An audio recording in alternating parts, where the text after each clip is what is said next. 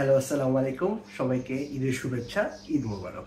আজকে আমরা ঈদের যে মুভিটা নিয়ে রিভিউ করব সেটা হচ্ছে শিহাব শাহীন পরিচালিত আলফা আই, এফবিএফ এবং চরকি প্রযোজিত সিনেমা দাগি, যেটাতে অভিনয় করেছে আমাদের পছন্দের অভিনেতা নিশো।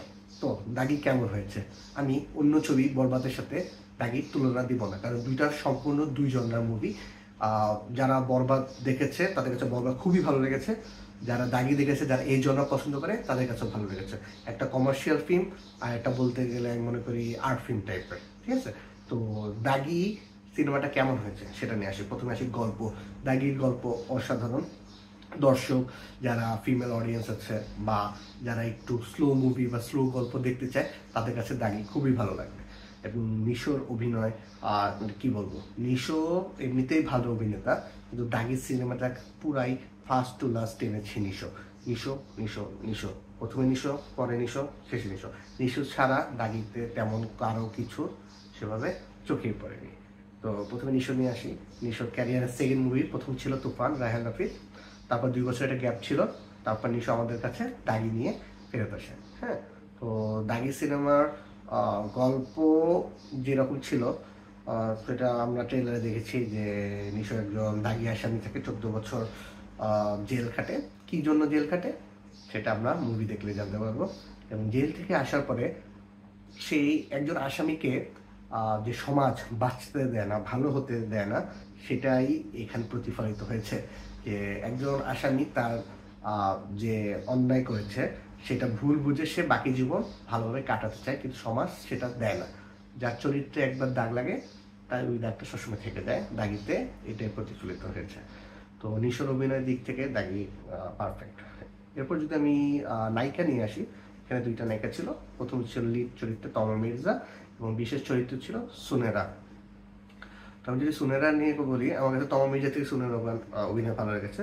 এই মুভিতে সুনেরা বোবা ক্যারেক্টারে ছিল, তার কোনো ইয়ে ছিল না, ডায়লগ ছিল না, কিন্তু তার যে চোখের এক্সপ্রেশন এবং সুনেরা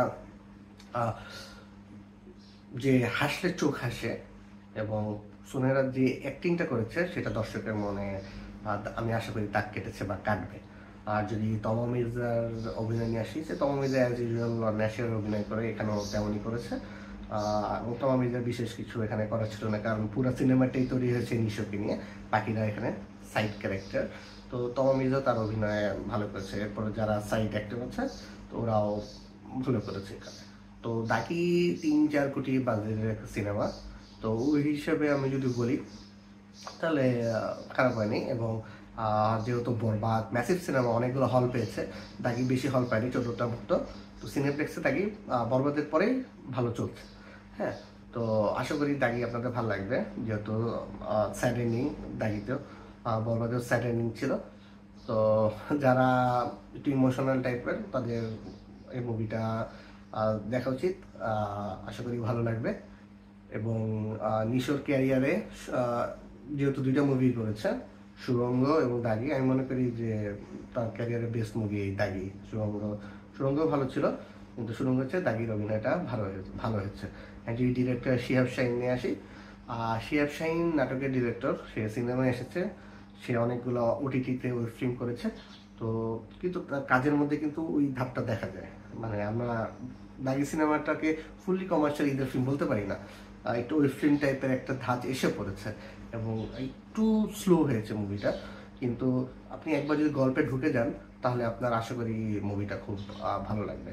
তো দাগি সিনেমাতে যদি গান নিয়ে বলি, তেমন কোনো গান ছিল না। একটা তাহসানের গান আছে রোমান্টিক দৃশ্যে ইয়ের সাথে, তমা মির্জার সাথে, আর বাকি 1-2টা হয়তো ব্যাকগ্রাউন্ড সং আছে যেটা পরে হয়তো রিলিজ হবে। তো আপনারা দাগি দেখে আসুন, আশা করি আপনাদের দাগি ভালো লাগবে।